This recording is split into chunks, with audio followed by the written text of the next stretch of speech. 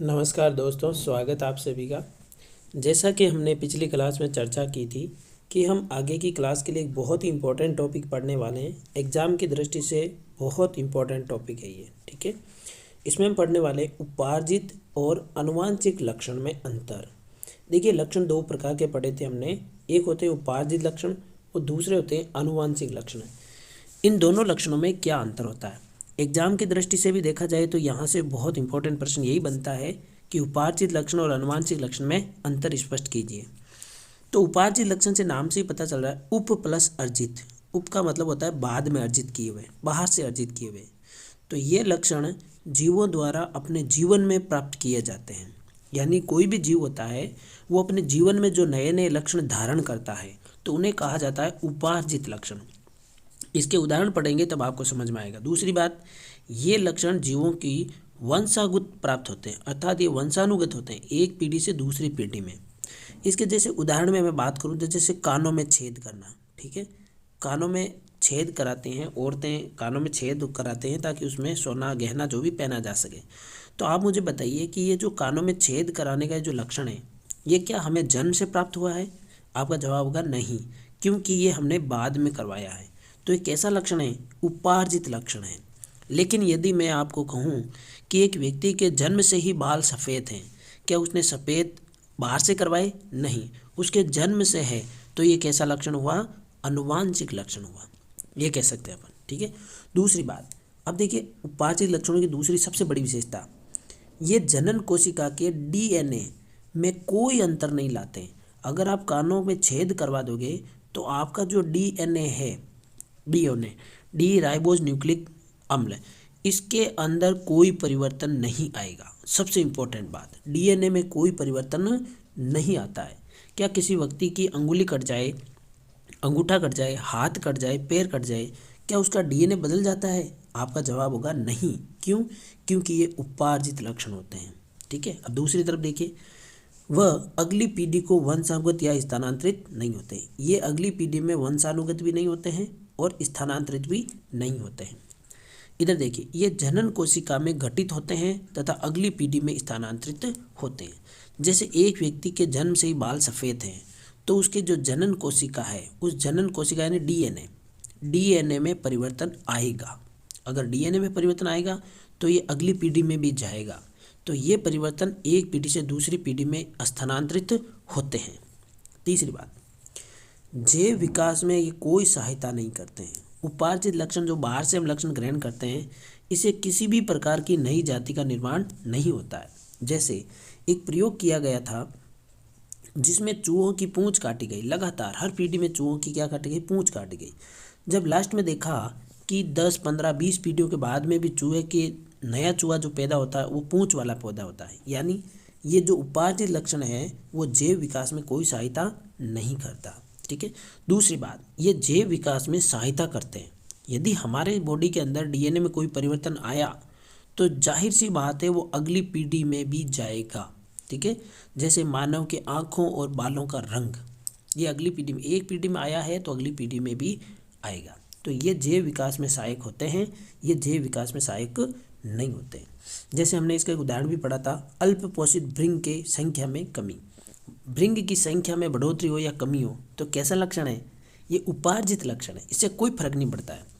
लेकिन यदि एक भृंग, लाल भृंगों में से एक नीला भृंग पैदा हो जाता है तो फिर ये कैसा लक्षण है? ये आनुवांशिक लक्षण में आ जाएगा, ठीक है। चलिए अगले टॉपिक की ओर लौटते हैं। अगला पॉइंट है जाति उद्भव किस प्रकार होता है। यहाँ जाति उद्भव का तात्पर्य है कि एक जाति से दूसरी जाति कैसे बनती है, ठीक है। हम देखते हैं कि धरती पर बहुत सारे प्राणी हैं, ठीक है। तो हमने बंदरों में भी देखा है कि बहुत सारे अलग अलग प्रकार के बंदर होते हैं। तो वो एक जाति से दूसरी जाति कैसे बनी, तो उसके कुछ पॉइंट्स हैं, उनको आप परिभाषा के रूप में याद रखेंगे। जैसे जीन प्रवाह, ये क्या होता है? ये उन दो समष्टियों के बीच होता है जो पूरी तरह से अलग नहीं हो पाती किंतु आंशिक रूप से अलग अलग होते हैं। जैसे नर प्लस मादा, इन दोनों के मध्य जीन प्रवाह होता है। क्या नर और मादा एक जैसे हैं? हम कहेंगे एक जैसे हैं, लेकिन इनके अंदर थोड़ी सी भिन्नता होती है।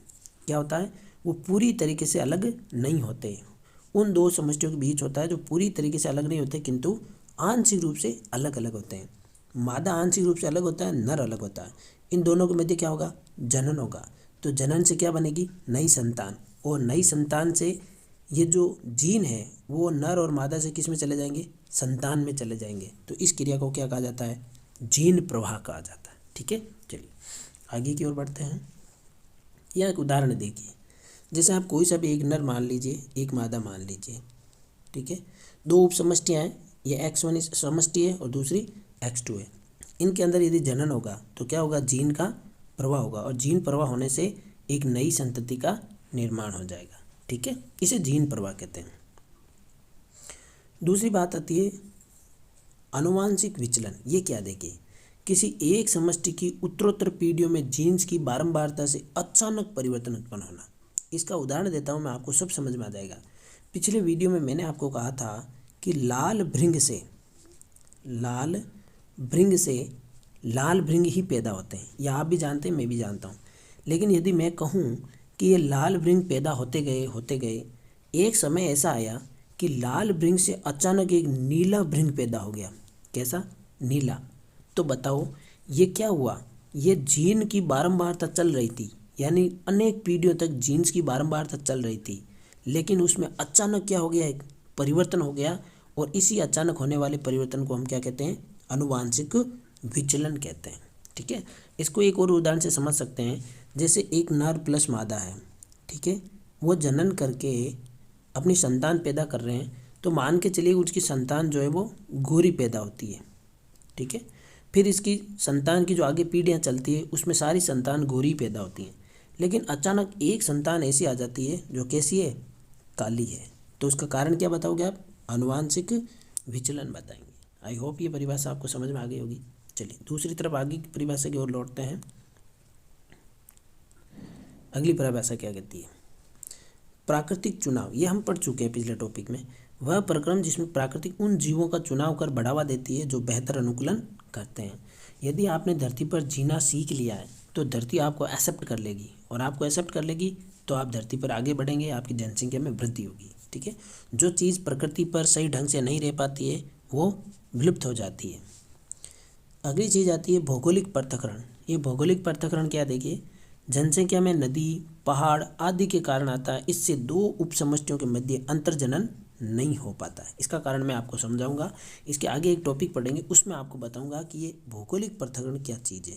वैसे बेसिकली हम इसको ऐसे समझ सकते हैं कि जैसे मान के चलिए इधर बहुत सारे लाल भृंग थे, ठीक है, या ब्लू भृंग समझ लीजिए, और दूसरी तरफ इस तरफ क्या होते कि लाल भृंग थे। अब मैं ऐसा आपको कह देता हूँ कि ये ब्लू भृंग में से ही एक इधर गया था। ठीक है, ऐसे गए थे और धीरे धीरे इनमें भी परिवर्तन हुआ, इनमें भी परिवर्तन, दोनों में परिवर्तन होते गए। तो ये जो दोनों भृंग है इतने एक दूसरे से अलग हो जाएंगे कि एक दूसरे के साथ में जनन भी नहीं कर सकते। किसके कारण? या तो बीच में कोई पहाड़ आ जाए, या पर्वत आ जाए, या नदी आ जाए। इसे कहते हैं भौगोलिक पृथक्करण। तो भौगोलिक पृथक्करण के कारण भी क्या होता है? नई जाति का उद्भव हो जाता है। अब यहाँ पर मैं आपको समझाना चाह रहा हूँ कि हमने पढ़ा था आनुवांशिक विचलन। ये आनुवांशिक विचलन कैसे होता है इसको समझिएगा। मान के चलिए एक कोई समष्टि है, ठीक है, ये भृंग थे बहुत सारे, ये यहाँ पर बहुत सारे भृंग थे, ऐसे भृंग है, ठीक है। तो क्या हुआ कि इसमें से कुछ भृंग जो है भोजन की तलाश में एक जगह से दूसरी जगह आ गई, ठीक है, ये यहाँ आ गए। तो मैं इसको तो कह देता हूँ Z1 और इसको कह देता हूँ Z2, ठीक है। अब क्या हुआ कि मान के चलिए कि इनके बीच में नदी आ गई, या अचानक से प्रकृति के अंदर कोई हलचल हुई जिसकी वजह से बीच में पहाड़ बन गया, या कुछ भी बन गया, अंदर कोई भौगोलिक संरचना आ गई जो इन दोनों को क्या कर दिया? अलग अलग कर दिया। अब ज़रा ध्यान से सोचिएगा, ये अपनी पीढ़ियाँ आगे बढ़ाएंगे और नए भृंग पैदा होते जाएंगे, ये भी अपनी पीढ़ियाँ आगे बढ़ाएंगे, नए भृंग पैदा होते जाएंगे। तो उप समष्टि Z1, उप समष्टि Z2, उत्तरोत्तर पीढ़ियाँ और विभिन्न परिवर्तनों का संग्रहण उप समष्टि Z1 और Z2 में। इनमें भी कुछ परिवर्तन आता रहेगा, इनमें भी कुछ परिवर्तन आता रहेगा, और ये अपनी पीढ़ियाँ आगे बढ़ती जाएगी, ठीक है। फिर देखो आनुवांशिक विचलन भी पैदा होगा। किन में? इनमें आनुवांशिक विचलन पैदा होगा तो जाति के अंदर थोड़ा परिवर्तन आएगा, इनमें भी आनुवांशिक विचलन होगा, जाति में थोड़ा परिवर्तन आ जाएगा, ठीक है। फिर अगर ये प्रकृति में रहने लायक है तो ये जिएंगी पृथ्वी के अंदर, ये भी प्रकृति के अंदर जीने लायक होगी तो ये जिएंगी। फिर क्या होगा, अब यदि ये दोनों जातियाँ आपस में मिल गई, यानी ये वाला भृंग इसके पास आ गया कभी भी, तो आप मुझे ज़रा सोच के बताओ, क्या ये भृंग इसको पहचान पाएगा? तो इसमें मेरा जवाब होगा नहीं। ये वाले भृंग रेड वाले को कहेंगे, रेड वालों को ब्लू वाले कहेंगे कि आप कौन हैं। मतलब इन दोनों भृंगों में इतना परिवर्तन आ गया कि ये आपस में एक दूसरे को पहचानने से इनकार कर देते हैं। तो मुझे बताओ, क्या ये जाति अलग नहीं बन गई और ये जाति अलग नहीं बन गई? बिल्कुल बन गई। तो मैं कहूँगा कि यहाँ पर एक नई स्पीसीज एक ये बन गई और एक नई स्पीसीज ये बन गई, दो नई जातियाँ बन गई। ये होता है जैव विकास। तो इसके कारण भी प्राकृतिक चयन, आनुवंशिक विचलन और भौगोलिक पृथक्करण के कारण भी नई जाति का विकास हो जाता है। ये एक फ्लो चार्ट के द्वारा समझाया आपको, इसको लैंग्वेज में भी लिख सकते हो जैसे मैंने अभी समझाया आपको। तो आपको अगर ये समझ में नहीं आया तो इस वीडियो को वापस देखना, आपको समझ में आ जाएगा। अब यहाँ पर देखिए आनुवंशिक विचलन का कारण क्या है। तो आप भी जानते हो कि भाई कोई गोरी संतान पैदा हो रही है, अचानक काली आ रही है, इसका मतलब क्या हुआ, उसके डीएनए में क्या हुआ होगा, परिवर्तन। तो देखिए यदि डीएनए में परिवर्तन पर्याप्त है और गुणसूत्रों की संख्या में परिवर्तन, ये गुणसूत्रों की संख्या की वजह से भी हो सकता है और डीएनए में परिवर्तन की वजह से भी हो सकता है। चलिए अगले टॉपिक की ओर लौटते हैं। अभी विकास से संबंधित योजनाएं, इसमें कोई खास नहीं है, लेकिन इसमें दो इंपॉर्टेंट पॉइंट है जो आपको ध्यान रखने हैं। एक है समजात अभिलक्षण, दूसरा है समरूप अभिलक्षण। देखिए समजात का अर्थ क्या होता है, छोटी सी चीज़ है, इसमें समझ लेना आप। विभिन्न जीवों में ये अभिलक्षण जिसकी आधारभूत संरचना लगभग समान, ये बस इतनी सी लाइन याद रखनी है आपको, आधारभूत संरचना समान, इतना सा ध्यान रखना आपको।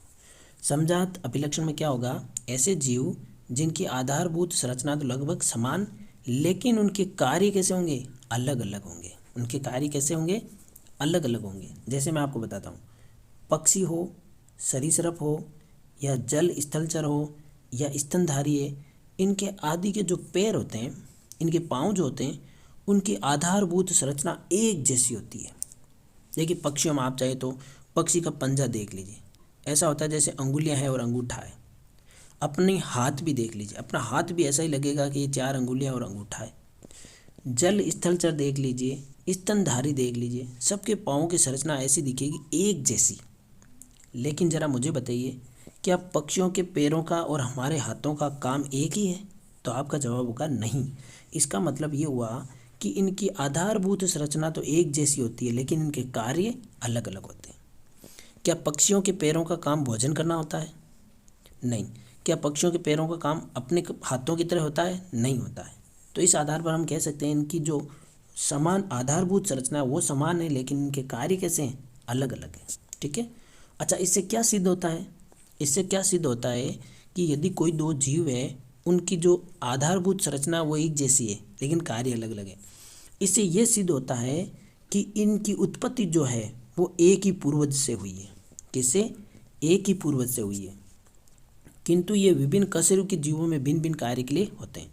समजात अंग ये प्रदर्शित करते हैं कि इन अंगों की मूल उत्पत्ति एक ही पूर्वजों से हुई है, जो कि जैव विकास का क्या है, प्रमाण है।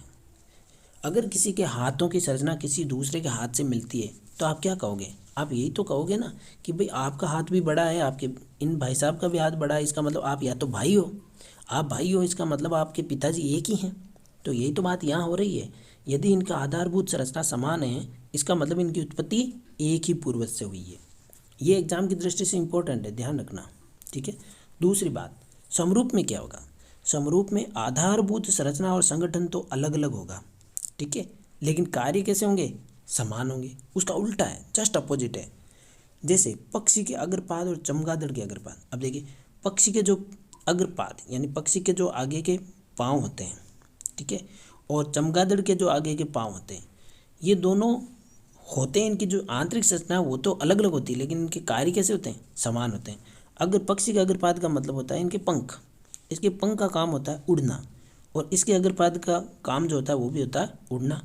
लेकिन इनका जब अंदर का ढांचा देखा जाता है तो अंदर का ढांचा कैसा है? अलग अलग है। समझ गए? तो इसे कहेंगे समरूप अभिलक्षण। इससे क्या सिद्ध होता है? इससे सिद्ध होता है कि समरूप अंग ये प्रदर्शित करते हैं कि जंतुओं के अंग जो समान कार्य करते हैं अलग अलग पूर्वजों से विकसित हुए हैं। इसका ढांचा अलग है, इसका मतलब इसके माता पिता अलग हैं, और इसका ढांचा अलग है, इसका मतलब इसके माता पिता भी अलग हैं। ठीक है, चलिए फिर कुछ छोटे मोटे प्रश्न जहाँ से बन सकते हैं वो प्रश्न ऐसे, जैसे जीवाश्म किसे कहते हैं, है ना। जीव के परिरक्षित अवशेष जीवाश्म कहलाते हैं, जो मिट्टी के नीचे दबे होते हैं। उदाहरण जैसे कोई मृत कीट गर्म मिट्टी में सूखकर कठोर हो जाता है, वो सब है ना। और ये अमोनाइट, ट्राउबोलाइट, नाइटिया और राइजोसोरस, ये आप अपनी बुक के अंदर देखिए, डायग्राम बने हुए हैं, वहाँ से आप थोड़ा इसको देखिएगा। ठीक है, अब ये जीवाश्म कितने पुराने हैं, कैसे पता लगाया जाता है, तो इसके बारे में क्या देखिए। खुदाई करने पर पृथ्वी की सतह के निकट वाले जीवाश्म गहरे स्तर पर पाए गए जीवाश्म की अपेक्षा अधिक नहीं होते हैं। बिल्कुल आप भी जानते हो, जो सबसे नीचे दबा हुआ होगा वो पुराना होगा, फिर जो ऊपर दबे हुए वो नए होंगे। बस सिंपल सी बात है, वही कहना चाह रहा है। यानी हम ये कहेंगे कि धरती के जितना ऊपर मिलेगा वो उतना ही क्या होगा, नया होगा, और जितना गहराई में मिलेगा वो उतना ही क्या होगा, पुराना होगा। इससे ये साइंटिस्ट ऐसे पता करते हैं। ठीक है, हालांकि इसको ज्ञात करने की एक विधि भी है, उस विधि का नाम है फॉसिल डेटिंग विधि। देखिए बहुत इंपॉर्टेंट प्रश्न बनता है यहाँ से 1 नंबर का, कि जीवाश्म की आयु कौन सी विधि से ज्ञात करते हैं, तो आपका जवाब होगा फॉसिल डेटिंग। ठीक है, याद रखना आप, फॉसिल डेटिंग, जिसमें जीवाश्म में पाए जाने वाले किसी एक तत्व के विभिन्न समस्थानिकों का अनुपात के आधार पर जीवाश्म का समय निर्धारण किया जाता है। आपको इन लाइनों से कोई मतलब नहीं, आपको सिर्फ इतना ध्यान रखना है कि जीवाश्म की आयु कौन सी विधि से ज्ञात करते हैं, तो आपका जवाब होगा फॉसिल डेटिंग। अब ये विकास का वर्गीकरण दिया हुआ है, तो इसमें कोई खास नहीं है, आप ऐसे ही स्क्रीनशॉट ले लेना, थोड़ा सा इसको पढ़ लेना। मैं आगे की ओर चलता हूँ। अभी विकास के कुछ चरण दिए हुए हैं, इनमें भी कोई खास नहीं है। ये कहना चाह रहा है कि भाई जैसे आँखों का विकास हुआ है, तो वो हमेशा जटिल अंगों का निर्माण हमेशा सरल से जटिल का निर्माण होता है, सरल से जटिल, ये ध्यान रखना। ठीक है ना, बस ये कह रहा है, आप थोड़ी सी इन लाइनों को पढ़ लेना थोड़ा सा। फिर एक गुणता के लाभ, इस गुणता के लाभ में भी यही कह रहा है कि भाई कुछ ऐसे जीव होते हैं जिनके जो चीज़ काम की होती है वो रख लेते हैं, जो काम नहीं आती वो ख़त्म हो जाती है। जैसे डायनासोर के पंख थे, पर पंखों को उड़ने में समर्थ नहीं थे, इसीलिए पक्षियों को उड़ने के लिए अपनाया। पक्षियों के भी पंख थे, लेकिन पक्षियों ने कहाँ काम में ले लिया इनको, उड़ने के लिए, लेकिन डायनासोर ने इसको काम में नहीं ले पाया, इसके लिए इसके विलुप्त हो गए और इसमें विकसित हो गए। बस ये सब कुछ ध्यान रखना थोड़ा सा। ठीक है, अभी कृत्रिम चयन जो है इसमें कोई खास नहीं है कि भाई पादप अपनी संरचना स्वयं विकसित करता है, लेकिन मानव भी कई बार कुछ पादपों में चेंजेस कर देता है। पादप मानव उस चीज़ को हटा देता है जो नहीं चाहिए, और वो चीज़ रख लेता है जो चाहिए, तो इस आधार पर इनमें भी क्या आ जाता है, भिन्नता आ जाती है। ठीक है, देखिए जैसे गोभी है, ये जंगली गोभी थी, मानव ने इसको गांठ गोभी बना दिया, ब्रोकोली बना दिया, फूल गोभी बना दिया, और ये वाली दूसरी वाली गोभी बना दिया, और केल जैसे ऐसी पत्ती वाले होते हैं ना, ऐसी गोभी भी बना दिया। तो ये किसके द्वारा चयन किया गया, मानव द्वारा। ठीक है, इसलिए इसको कहते हैं कृत्रिम चयन। एक थोड़ी सी यहाँ परिभाषा ध्यान रखना, जाति आणविक जातिवर्त, ये हालांकि कोई खास नहीं है, फिर भी ऐसे ही थोड़ा सा पढ़ लो। ठीक है, इसमें क्या है देखिए, ये विचार इस पर निर्भर करता है कि जनन के दौरान डीएनए में होने वाले परिवर्तन विकास की आधारभूत घटना है। मतलब इसके ये कहना चाह रहा है कि भाई जनन के दौरान जो डीएनए में परिवर्तन होता है ना, वही परिवर्तन का क्या है, कारण है, उसी की वजह से परिवर्तन होता है। दूरस्थ संबंधित जीवों के डीएनए में विभिन्नता अधिक संख्या में संचित होगी। सिंपल सी बात है, जो जीव जंतु जितना दूर होगा उसमें भिन्नता ज़्यादा देखने को मिलेगी। सही है ना। चलिए फिर बात आती है कि मानव विकास का कैसे पता चलता है, तो कैसे पता चलता है, देखो उत्खनन, हम खनन करते हैं तो हमें पता चल जाता है मानव का विकास कैसे हुआ होगा। समय निर्धारण, हम समय से पता कर सकते हैं, उसके डीएनए का जांच करके पता कर सकते हैं, और जीवाश्म के अध्ययन से भी हम मानव के विकास का अध्ययन कर सकते हैं। तो सबसे बड़ी बात आती है कि सबसे प्राचीन मानव की खोपड़ी या कुछ शरीर, उसका ढांचा कहाँ मिला होगा, मतलब सबसे पहले मानव कहाँ आया होगा धरती पर, तो इसका जवाब है सबसे प्राचीनतम मानव सबसे पहले अफ्रीका में खोजा गया। कौन से में, अफ्रीका में। आज तक जितने भी जीवाश्म बता रहे हैं, सबसे पुराना मानव के अवशेष मिले हैं, वो कहाँ मिले, अफ्रीका में। तो फिर ये जगह जगह कैसे पहुंच गए, देखो फिर क्या वो कुछ फिलीपीन चले गए, इंडोनेशिया, पश्चिमी एशिया, मध्य एशिया, ऑस्ट्रेलिया, इसलिए पूरी धरती पर फैल गए। ठीक है ना, ये कोई खास नहीं, ये थोड़ा ध्यान रखना। प्राचीनतम मानव सबसे पहले कहाँ मिला, अफ्रीका। फिर यहाँ कुछ दिया हुआ है कि भाई कभी सदी से आगे गए, कभी पीछे रहे, कभी अलग हो गए, विभिन्न देशों में आगे बढ़ते गए, फिर कभी मिल गए, तो ये कोई खास नहीं है, आप थोड़ा सा ऐसे ध्यान रखना। फिर ये कुछ परिभाषाएं आप इनके स्क्रीनशॉट ले सकते हैं चाहे तो। जीन किसे कहते हैं? मेंडल के द्वारा जीन को कारक या फैक्टर कहा गया। जीन अनुवांशिक इकाई है, ठीक है। युग्म विकल्पी किसे कहते हैं? मैंने आपको कहा था ना, टी और स्मॉल टी, इनको युग्म विकल्पी कहा जाता है। विकल्पी विपरीत लक्षणों के संकेत जोड़े जो युग्म विकल्पी कहलाते हैं, और ये एक ही जीन के थोड़ा सा भिन्न रूप में होते हैं। एक ही जीन के होते हैं लेकिन थोड़ा अलग होता है, ठीक है। तो ये युग्म विकल्पी होता है। ऐसे भी होता है, ऐसे।